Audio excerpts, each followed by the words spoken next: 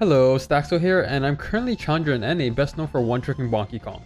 Bonkey is a top 4 comp that revolves around 3-star Wukong and a team comp that supports it.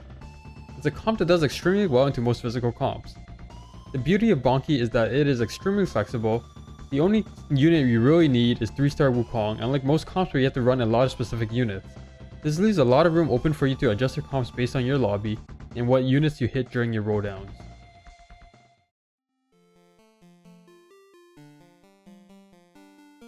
The main core of the comp consists of Wukong most importantly, Garen, Janna, and Irelia as a support core. The main goal is to 3-star Wukong, Garen, and Janna as you roll down, but 3-starring Garen and Janna aren't too important. Assuming no Chosen, this gives you 2 Divine, 2 Vanguard, and 2 Enlighten with only 4 units. From here you can add units such as Thresh and Sejuani for 4 Vanguard, and Cassiopeia or Yuumi for your second Mystic. Cassiopeia gives you dust for your whole team, while Yuumi gives your team much needed healing and attack speed for Wukong. If you don't manage to hit 3-star Garen, you can replace him for Aatrox later. This is the standard comp that I usually go for. It's a good all-rounder that has decent matchups against most comps in the meta. From here you can decide what to do based on the game state. If you high rolled and win streaking healthy, you can push 9 and throw in good legendaries and play for first.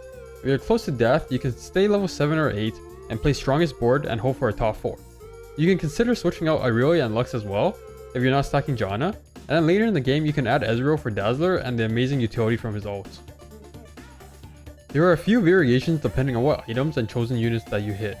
For example, if you hit Divine Wukong, you can choose to play 4 or 6 Divine. If you get a lot of early Duelists and a Duelist spat, you can play a Duelist comp with Duelist Wukong. If you hit a lot of Ahris with Ahri items, you can play Ahri as a backline damage dealer. Overall, it's a very flexible comp, and you generally play what you hit.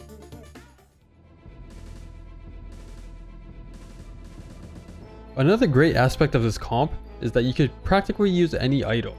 Contrary to what most people seem to believe, RFC is not a must-have item on Wukong. In fact, I rarely make RFC on him at all. The only item I'd consider absolute core is Bloodthirster, and even then that's just my preference. Wukong really likes damage items like Deathblade, Infinity Edge, Giant Slayer, Hand of Justice, and Bloodthirster, attack speed items like Winsu and RFC, and off-tank items like Titan's Resolve and Dragon Claw. His ultimate scales heavily off attack damage, more attack speed allows him to get off more bonks, and Titan's Resolve and Dragon Claw makes Wukong pretty much unkillable with 4 or 6 Vanguard. Tank items like Sunfire and Ionic Spark usually go on Garen or Sejuani. Mana and AP items usually go on either Janna or Cassiopeia, and then you can put utility items like Redemption on pretty much anyone you want. If you manage to hit Chosen Janna, I would prioritize blue buff on her as soon as possible. Because this comp can practically use any item, I don't really care what item I get at Carousel.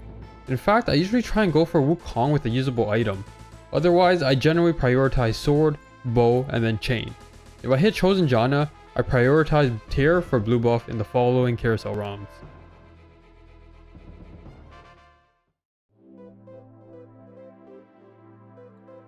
The best Chosen unit you can hit is Chosen Wukong. Either Divine or Vanguard are fine. Next best is Chosen Mystic Janna. After that, Vanguard Garen. If you don't hit any of those, I just pick up whatever fits my comp later on. Early game, you want to buy all the Wukongs, Garens, and Jannas while maximizing econ over health. I generally don't buy any other units because I don't want them to show up in the next shop. I don't really know the math behind this, but that's just what I do. It's okay to lose early on in order to make as much gold as possible to hyper roll at Krugs. Bonk is surprisingly weak early on, despite being 2 Vanguard comp. It's normal to be 70 to 80 health by Krugs.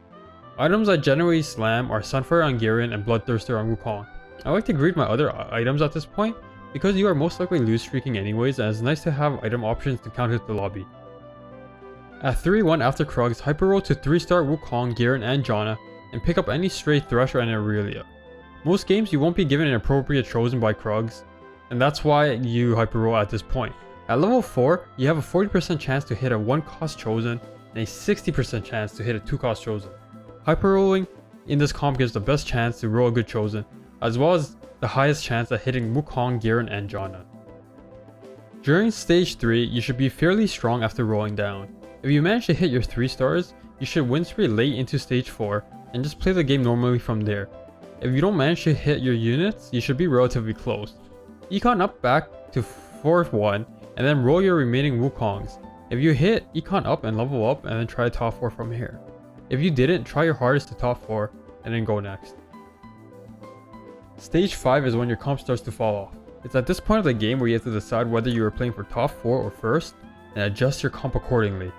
If you hit Wukong 3 early and was win streaking, you can probably go 9 and put in strong legendaries such as Lee Sin and Kayn. If it's a heavy AP lobby, you can tech in 4 or 6 Mystic. Versus Aphelios, you can take out the Mystics and add in 6 Vanguards. Basically, what you want to be doing is you want to scout every round and position and pivot your units based on who you think you will be facing next round. In this current meta, there's going to be like 7 people alive at stage 6 with ridiculously strong boards. Just one loss because of mispositioning can be the difference between a top 4 and a bottom 4. I've lost 50 HP in 3 rounds and bought forward because I've chosen the wrong side 3 times in a row, despite win streaking all game. Scouting is very important at this point of the game. Something I do differently than most players is that I hyper roll 90% of the time.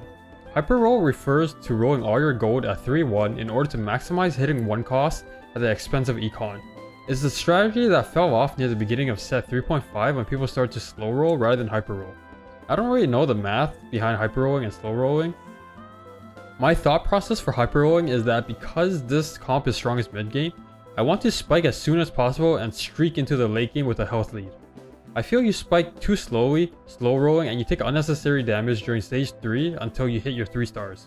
Unlike other reroll comps where you win once they hit, Bonkey Kong falls off late, so I feel that it's best to hit as soon as possible. Generally, I always hyper roll if I don't have a chosen unit. At level 4, you have a 40% chance to hit a 1 cost chosen and a 60% chance to hit a 2 cost chosen. Hyper rolling at this point of the game gives you the best chance to hit an appropriate chosen for your comp.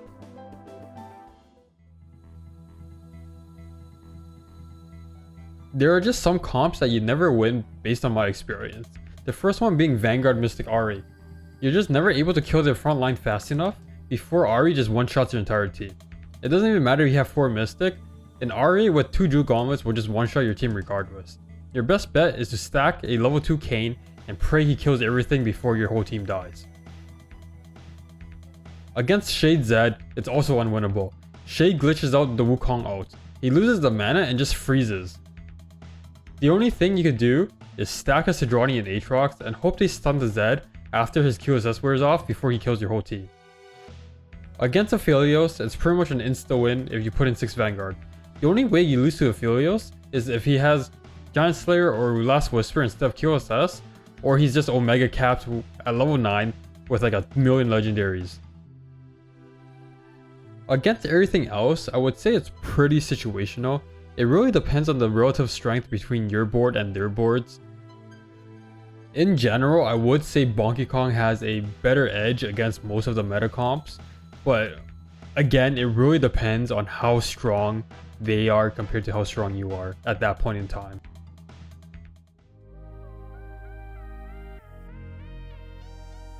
So when should you decide to play this comp? The easiest time to decide if you're going to play Bonkey Kong is if you hit a chosen Wukong. Assuming your lobby actually scouts and people see you with a chosen Wukong, they most likely won't contest. The other time will be if you natural a lot of Wukongs and Garens, you're able to just force this comp by hyper rolling. At Krugs, you're most likely going to hit if you naturaled a bunch of Wukongs and Garens. And the last thing is if no one else is going Bonkey Kong. If no one else is going Bonkey Kong, this comp is actually straight up forceable. So on the topic of forceable, is this comp forceable? Well, this comp was forceable, back when people didn't really know about it. Even if someone found a chosen Wukong, they would only play it for the early stages and didn't try to go for the actual Bonkey Kong comp. However, now, if someone hits a chosen Wukong and naturals a lot of Wukongs, they're most likely going to play the comp.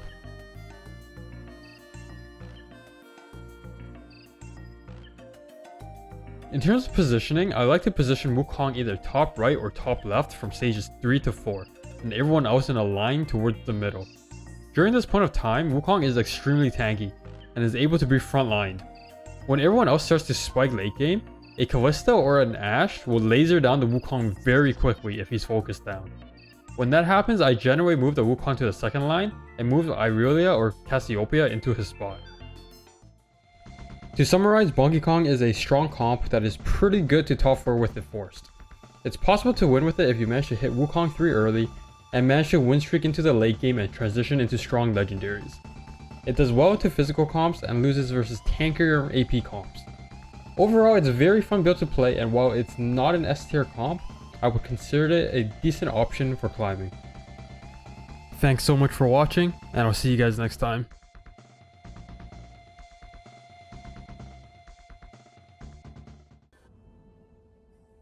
You know, I actually can't believe Staxel pulled this off. He was actually such a god. Staxel is probably the best Donkey Kong player